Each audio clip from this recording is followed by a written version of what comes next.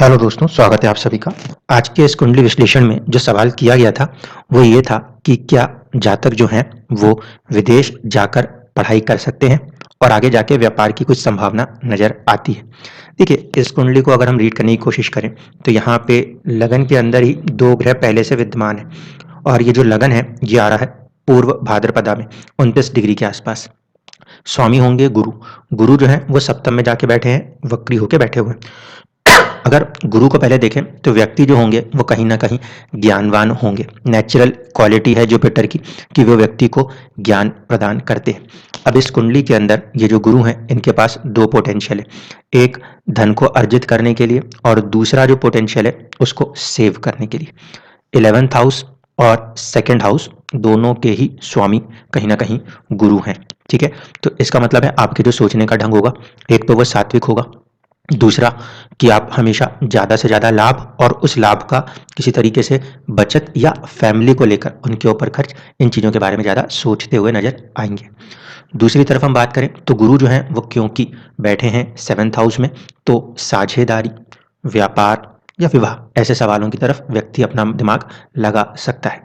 इन्होंने जो straight forward question किया वो ये कि क्या विदेश जाने की संभावनाएं बनती हैं? बिल्कुल बनेंगी। क्यों बनेंगी? क्योंकि जो इस समय आपकी दशा चल रही है, वो दशा है चंद्रमा में शुक्र की। चंद्रमा और गुरु दोनों साथ में बैठे हैं, जिसे हम कह सकते हैं कहीं ना कहीं एक तरीके से गज केसरी योग बन रहा है। अब ये गज केसरी किस में बन रहा है? ये बन रहा है आपके 11th हाउस और सेकंड हाउस के लॉर्ड का किसके साथ संबंध होने पे? 6th हाउस के लॉर्ड पे। तो विदेश भी आप जा रहे होंगे तो कोई ना कोई कुछ कॉम्पिटिशन्स समथिंग के बिना तो एंट्री होगी नहीं आपके एजुकेशन में। छठे भाव का स्वामी जो है वो एजुकेशन के लिए कॉम्पिटिशन्स को निकालने में, सर्विस के लिए कॉम्पिटिशन्स को निकालने में मददगार साबित होते हैं। इसलिए चंद्रमा का पहला पॉजिटिव रोल है कंपटीशन को निकालने में। दूसरी तरफ बात करें गुरु का, तो गुरु जो है वो लाभ भाव को दिखा रहे हैं, तो यस, कंपटीशन से लाभ की संभावनाएं बनती हैं। तीसरी बात है कि ये दोनों ग्रह जो हैं ये एक ही नक्षत्र में है, पूर्व फागुनी, जो कि नक्षत्र है शुक्र का।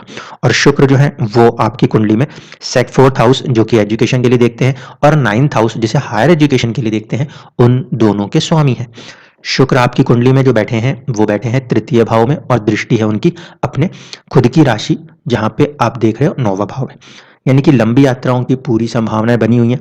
7th हाउस भी लंबी यात्राओं को दर्शाता है और जहां पे ये संबंध बन रहा है, यानी कि शुक्र के साथ जो युति बन रही है, वो 1 अक्टूबर 2021 के बाद से कहीं ना कहीं आपको एक पोटेंशियल दे रही है जून 2023 तक, कि आप विदेश की तरफ जाएं और अपने आप को कहीं ना कहीं किसी या तो व्यापार या फिर किसी तरीके की विद्या के साथ जोड़ें। मैं ये तो नहीं कहूँगा कि सिर्फ ये स्थिति आपको जून 2023 तक ही मिलेगी, उसके आगे भी आपके पास ये पोटेंशियल ऑलमोस्ट दिसंबर 2023 तक मौजूद रहेगा। अभी जो गुरु का गोचर हो रहा है वो आपको विदेश जाने से रोके हुए हैं, लेकिन आगे जाकर जब 2023 में अप्रैल के बाद गुरु का गोचर होगा तो वो भी कहीं ना कहीं आपके शुक्र के ऊपर से होगा और आपके जो 9वें भाव है उसके ऊपर दृष्टि रहेगी। ऐसे स्थिति में लंबी यात्राओं की पूरी संभावनाएं बनती हैं। अब दूसरी चीज, क्या आपने कहा कि आप अपनी कुंडली को थोड़ा सा एक बार ओवरव्यू से भी समझना चाहते थे। इस कुंडली के अंदर अगर हम बात करें तो एक चीज आ रही है कि आपका जो 10th हाउस है उसमें मिड पॉइंट एक्चुअल में आ रहा है केतु का। इसका मतलब है कि भाव चलित जो है वो काफी ज्यादा चेंज ओवर हो रहा है। भाव चलित के अंदर हम देख रहे हैं तो जो ये शनि बैठे हैं पंचम में, ये फल प्रदान कर रहे हैं 4th हाउस के। ठीक है, पहली कंडीशन। अब जिस चीज को मैं समझाना चाहता हूं उसको समझिए। आप अपने किसी भी कार्य से जुड़ते होंगे और जुड़ने के बाद एक समय के बाद या तो आपका मन उस कार्य से हट जाता होगा, ये चुनौती कई बार महसूस हो सकती है, क्योंकि जो आपका 10वां भाव है इसका भाव मध्य केतु से जुड़ रहा है, जो कि एक वैराग्य को दर्शाने लगते हैं। लेकिन अगर इसके पॉजिटिव साइड पे देखें तो आप जिस भी काम को शुरू करना चाहेंगे उसके अंदर आपको बहुत ही बारीकी से पहले अध्ययन करना होगा। अगर आपने अपनी बारीकी को लगाए बिना, चीजों को समझे बिना किसी काम में हाथ डाला तो 1-1.5 साल के अंदर अंदर ही आपका जो मन है उस काम से अपने आप को मोहभंग करने लग जाएगा। इस बात को ध्यान रखिएगा। अब जो आपका सूर्य और बुध है, इन दोनों का प्रभाव आपके सोचने के ढंग के ऊपर है, क्योंकि इन्हें आप अपने लगन में लेकर आए। अब देखिए, सूर्य जो है वो कहीं ना कहीं आपके 7th हाउस के स्वामी है, इसीलिए व्यापार और साझेदारी जो है इसका संबंध सीधे सीधे आपके जुड़ रहा है आपके थॉट प्रोसेस से। बुध जो होता है वो व्यापार देने वाला ही ग्रह है। इस वजह से ये जो युति है ये कार्य कर रही है कहीं ना कहीं आपको एक बिजनेस माइंड में लेके आने के लिए। लेकिन एक चीज़ को ध्यान रखिएगा, इस कुंडली के अंदर जो ये बुध हैं वो क्योंकि शनि के मित्र हैं वहाँ तक अच्छी कंडीशन है। दूसरी बात है पंचम भाव के स्वामी हैं, ये भी एक अच्छी कंडीशन है। पंचम भाव के स्वामी का संबंध हो रहा है सप्तम भाव के स्वामी के साथ, जो कि पद की तरफ या अपनी किसी बड़ी पोजीशंस को व्यक्ति हासिल करता है। लेकिन यहाँ पे ध्यान रखिए कि बुध जो है वो आपके 8th हाउस के लॉर्ड भी हैं और वो भी आपके लगन में आए। ऐसे स्थिति में थोड़ा सा सतर्क होके संभल के चलिएगा। जिंदगी में कभी कोई एक आध बार धोखा या कुछ ऐसी स्थिति बन सकती है जिससे कि आपकी जिंदगी में आपके पूरे सोचने के ढंग में परिवर्तन आएगा। क्यों कह रहा हूं इस बात को समझ लीजिए। ये जो है अष्टम भाव, ये दिखाता है जिंदगी में ट्रांसफॉर्मेशन। जहां पे भी अष्टम भाव का स्वामी जाके बैठता है वहां पे वो किसी चीज को बदलने को कहता है। आपकी कुंडली में वो आपके लगन भाव में और खासकर जो आपका लगन है पूर्व भाद्रपदा उसमें ही बैठा है। तो ये आपके सोचने के ढंग को जिंदगी में एक बार किसी ना किसी तरीके से जरूर बदलेगा।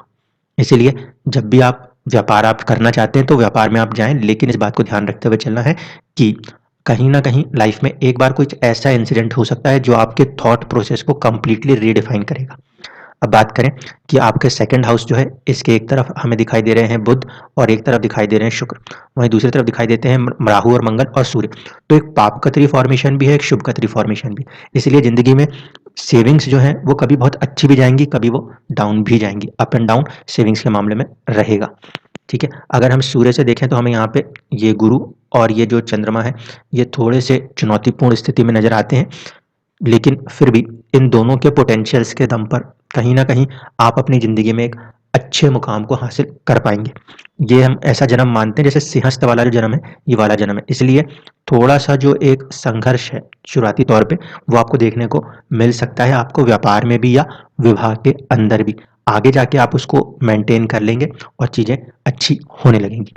शनि जो है उनका वक्री होना, राहु की नक्षत्र में जाके वक्री होना कहीं ना कहीं इस फॉर्मेशन में आपको बल प्रदान करता है कि आप किसी रिस्क टेकिंग कैपेसिटी के साथ काम को कर पाएंगे। लेकिन इसी शनि की तीसरी दृष्टि का प्रभाव जो है वो आपकी कुंडली में सप्तम भाव पर रहेगा। ऐसे स्थिति में अगर मैं बात कहूं तो मुझे ये कहना चाहिए कि आपको शुरुआत में थोड़ा सा ज़्यादा सतर्क होकर कार्य करना पड़ेगा। स्पेसिफिकली अगर मैं बोलूं तो जब शनि का गोचर 3 नंबर की राशि में होगा भविष्य में, उस अवधि में सावधान रहिएगा। अभी आपका जो मूवमेंट्स हैं वो पूरी तरीके से चंद्रमा और सूर्य की तरफ जा रहे हैं। इसका मतलब अभी या तो आप सर्विस के लिए चल रहे हो, आगे जाके आप व्यापार में अगर एंटर करेंगे तो वो होगा 2024। लेकिन जब हम व्यापार में एंटर करते हैं तो हम यहाँ पे ध्यान रखें मंगल राहु के साथ है। अचानक से कोई भी ऐसे निर्णय नहीं लेने हैं जो प्रॉब्लम में फंसा दे। ध्यान रखिएगा इस बात को। योग को समझ लीजिए, योग कैसा है। आपके 10वें भाव के स्वामी के साथ आपके 9वें भाव के स्वामी का संबंध है जो कि बहुत अच्छा है। ठीक है, आपका जो मंगल है वो सूर्य के नक्षत्र में बैठा है जो कि अगेन व्यापार की तरफ जाता है। साथ ही साथ आप देखो तो शुक्र जो है वो बैठे हैं अश्विनी नक्षत्र में, केतु के नक्षत्र में। इस वजह से जो आपका ये भाग्य है और कहीं ना कहीं आपकी वाइफ जो होंगी वो कहीं ना कहीं केतु के साथ कनेक्टेड है। इस वजह से केतु के साथ क्योंकि भाग्य का कनेक्शन है तो एक बार भाग्य जो है वो झटका देने का काम कर सकता है। केतु खुद वहां पर मौजूद है, शुक्र के अंदर केतु की कैपेसिटी मौजूद है। और आगे की जो दशा रहेंगी आपकी वो आप मंगल की दशा में एंटर हो जाएंगे 2023 खत्म होने के बाद, ऑलमोस्ट 2024 से। मंगल क्योंकि एग्रेसिव, पैशनेट और थोड़ा सा जल्दबाज नेचर का ग्रह है, इसलिए जब 2024 से मंगल की दशा आगे 7 साल के लिए चले तो बस इतना कर लीजिएगा, कोई भी फैसले को जल्दबाजी में मत लीजिएगा। अगर आपने फैसलों को जल्दबाजी में लिया तो आप कहीं ना कहीं नुकसान कर बैठेंगे। बाकी जो आपका विदेश का था उसमें आप जाके पढ़ाई कर सकते हैं, व्यापार भी आप करेंगे उसमें भी कोई दो राय नहीं है, वो भी आप कर सकते हैं। दशाएं आपकी जो रहेंगी पहले वो रहेगी मंगल, फिर है राहु और फिर है गुरु। ये तीनों दशाएं जो हैं कहीं ना कहीं साहस, पराक्रम और व्यापार या साझेदारियां इन चीज़ों को दर्शाती हैं। तो उसकी तरफ आप नेचुरली आगे बढ़ रहे हैं, आप उसमें अपने आप को सफल होता हुआ देख लेंगे। नवांश के अंदर अगर हम सिचुएशंस को समझने की कोशिश करें तो नवांश में गुरु और राहु की युति होती है।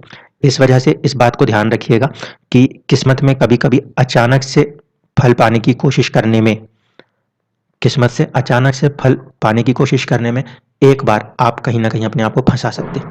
इसलिए जो भी फैसले, जो भी निर्णय करेंगे वो ध्यान रखना बहुत ही सोच समझ के करिएगा, नहीं तो ये जो युति हो रही है, क्योंकि गुरु आपके सोचने का ढंग है और राहु जो है वो है बहुत ज़्यादा डिज़ायरफुलनेस। ऐसी स्थिति में कई बार ऐसा होता है कि हम उम्मीदों से ज़्यादा आगे बढ़कर इन्वेस्टमेंट कर बैठते हैं, ठीक है? वो चीज़ को आप बिल्कुल सँभल के करिएगा। बाकी आपको व्यापार के अंदर कोई दूसरी ऐसी चुनौती नज़र नहीं आती कि आप उसे नहीं कर सकते, पूरी कैपेसिटी है आपके अंदर। विदेश भी जाएँगे, विदेश में जाके आप चीज़ों को पहले हासिल भी करेंगे और उसके बाद तकरीबन 2024 के बाद से आप व्यापार की तरफ कहीं न कहीं अपने आप को धीरे-धीरे एंटर कर लेंगे। धन्यवाद।